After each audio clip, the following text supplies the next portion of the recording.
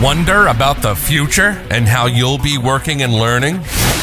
Welcome to You in 2042, the future of work, with your host, Danielle Wallace.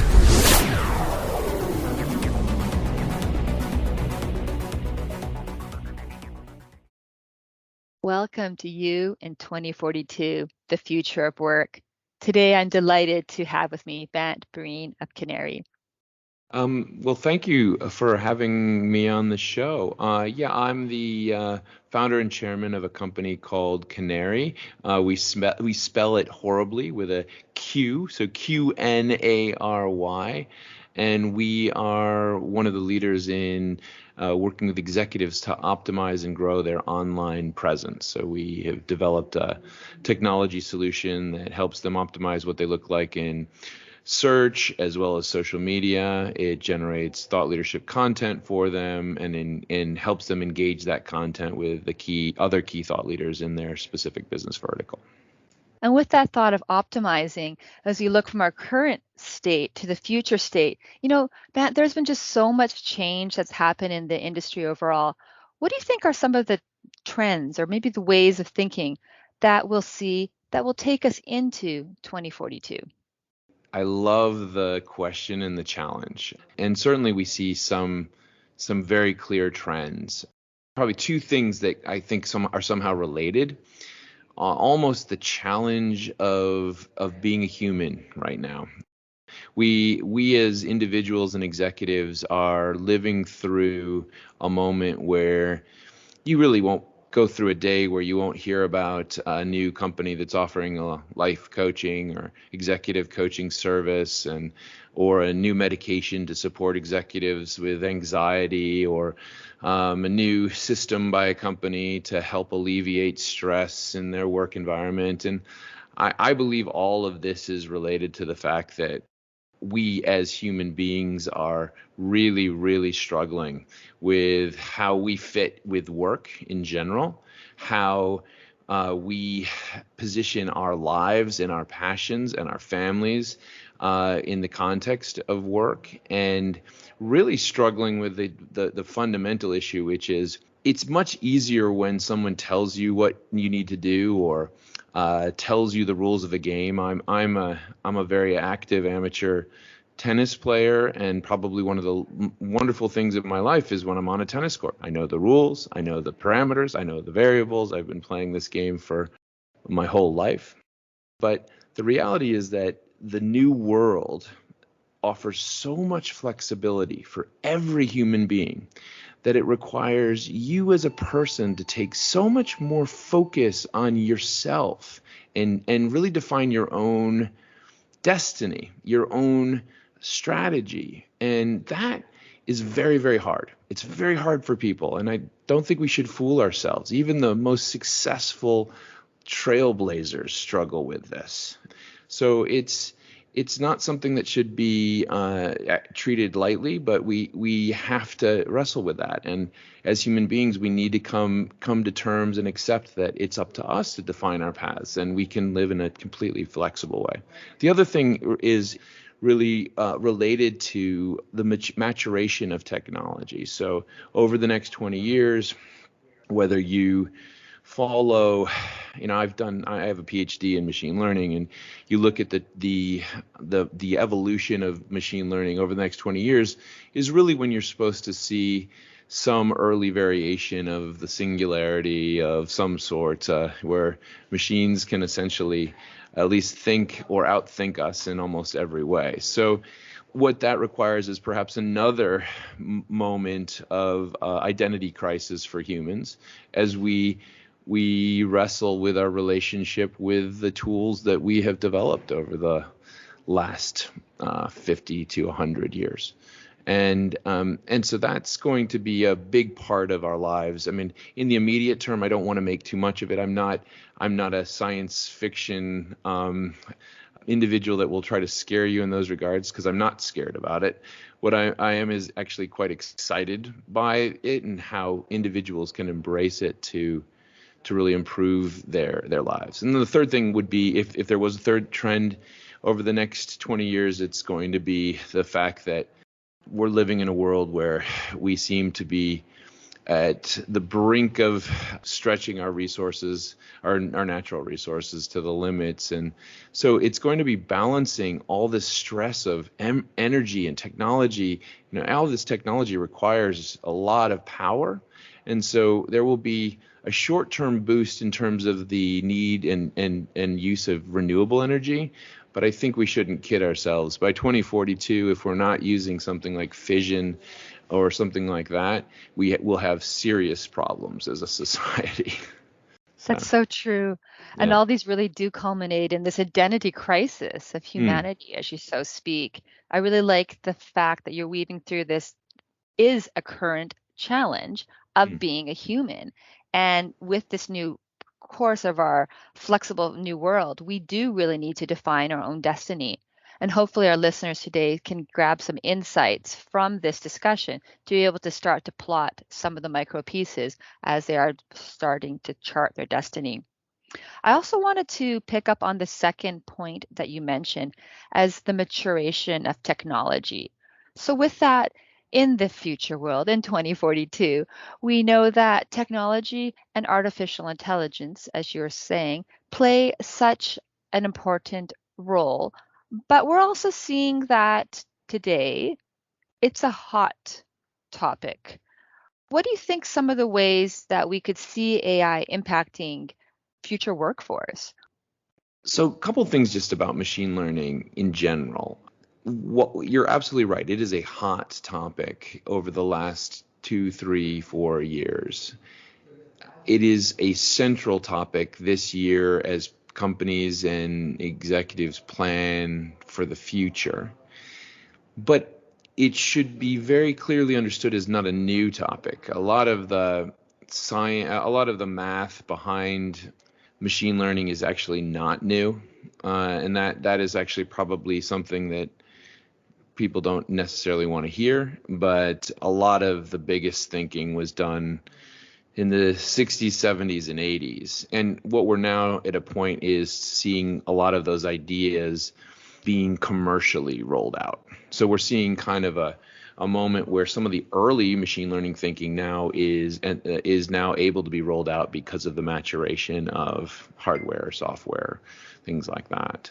So that's kind of the first point. So it's a relatively early moment in reality. Now, how that's going to change things is there still are so many companies that are being presented tools in the machine learning space, and they get very excited because as a salesperson, an individual can come in and get you really, really excited by the potential. However, very few companies are actually structured or have set up their data in any way to make any meaningful value out of it. So there's a lot of kind of work that needs to be done. It's not the funnest or sexiest work to be done. The second element, though, relates to what you were highlighting, which is the future of work. No company, absolutely zero company, has redesigned themselves around machine learning yet. Now, there are big companies, I'd say most notably Amazon, that are actively structuring around upskilling and talking about how they will invest billions of dollars to upskill their workers. But you trickle that down to less progressive companies, and there will just be silence around the idea of machine learning. In fact, there's almost no training, no operational restructuring, and that will probably not happen for a while. But that is the moment where things really change. So just to kind of give you an example from the world that I come from. I come from the advertising and marketing world. In the old days, if you were coming up in advertising, you were a young rising star, creative star, you would perhaps start by doing some editing in the studio, and you would not really get a chance to kind of come up with the bigger ideas, and you would work your way up as you kind of saw the great creatives do ideas. Nowadays, with machine learning, a lot of that kind of mundane work can actually be done more effectively with machine learning tools. So how do you train young people? How does a human learn? We learn from birth to death from seeing and watching, and if we're not doing that, then how do you bring new people in? And so I think that's kind of one of the biggest challenges, that it requires us a rethink of how we as humans learn. Very thought-provoking, with this insight that truly we're not yet organized structurally within any enterprise to truly take advantage of the benefits of machine learning, both from an operational standpoint or even just the data set ready. I think that really poses some interesting conversations that organizations can have internally about that future roadmap to get there.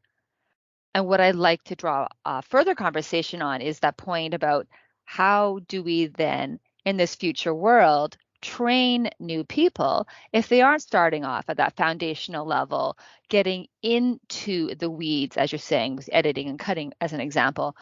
How do they get into that step with those detailed or sufficient enough understanding of those fundamentals if that is no longer part of their learning journey throughout their career? Fascinating to see how the various industries, and in particular learning and development, might need to pivot to meet that.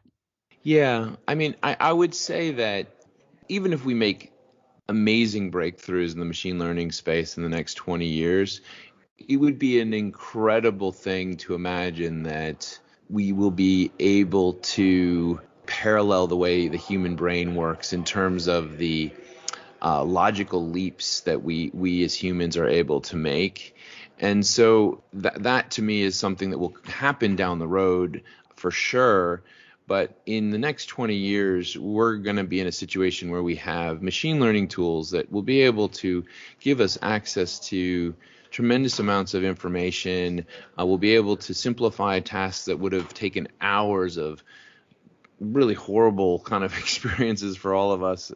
And a lot of that can be removed, and the individuals that will succeed will be trained in the tools of how to make the most of these systems, how to apply those broad leaps that the human brain can make, whether it be pulling the right and the left brain elements together in rapid fashion or in duality fashion at the same time. And so those will be the skill sets. The skill sets will be individuals that actually, probably in the most basic way, just know how to use things, right? It'll be the same way the kids that dominated the internet era succeeded. They were the first ones that learned how to build websites, things like that. Same thing with machine learning tools.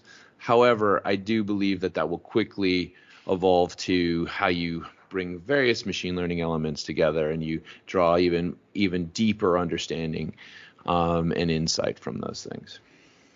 So you've touched upon the idea of this ability to learn as one of the critical skills people need to be future ready, and also the understanding of how to best leverage machine learning. Are there other skills that you think people will require in order to be successful in the future? I touched on something fundamental at the beginning, which is we hear words like, oh, I want to empower my children, I want to give them the confidence to be successful, but we truly need to make sure that we train people to chart their own course in life. That is not something that previous generations have truly. Parents don't even know how to do that. It's very hard for people that will have perhaps followed the classic corporate role, then they did their MBA and they entered the workforce, or a doctor, they went to medical school, they did their, pathways are tried and true, and they may be tried still, but true no more. I don't think they're going to stay. And so that will be an area and skill that we'll have to really, really develop. It all comes down to the ability to define your own destiny and chart your course. And really, these are fundamental challenges of being human that are with us now and will take us through to the future. Yeah, it's funny. I feel one of the reasons why I created Canary in the first place was that people were very worried about what information was out there about them online or how they were presenting themselves. And the initial reaction by most humans is like, oh, well, it must be Google's fault, or it must be Facebook's fault, and there never has ever been really a focus on, well, how can I give them the tools to chart their own destiny? And that's, I think, probably a huge driver for me in my life. You can't simply expect organizations to care for you. And I think that the people that will succeed in the machine learning era will be the ones that don't allow machine learning to simply just take care of them. The worry about machine learning is that you may dumb yourself down so much in the process. So take something, for example, as learning a foreign language. There will be absolutely no need to learn foreign languages in the future because there'll be so many tools that will assist us in those processes. However, the process of learning a foreign language is so important for how your brain works. And I hope in some ways we don't lose those things, because even though they'll be perceived as probably like, oh, I can only imagine trying to explain that to my 16-year-old, where he would be like, well, I don't need to learn this anymore. But you kind of need to build those things in your brain so you can make other connections of other things in the future. It's those foundational elements that are really critical for our latter growth. Matt, this is fantastic. I know our listeners would love to also continue this conversation. Where might they be able to reach you at? You can always reach me at bant@canary.com. I also have a personal website, bant@bantbreen.com, and our website is canary.com. And I'm active LinkedIn individual, so you can always find me there as well. Wonderful. Thank you so much for your time and fantastic insights. And I look forward to this future world. And I'll take some of these initial first steps to start charting my own course and thinking about what I can do in this identity crisis of being human, some of the simple things that I can take today to really set myself and those around me up for future success. Thank you. Awesome. Thank you so much for having us.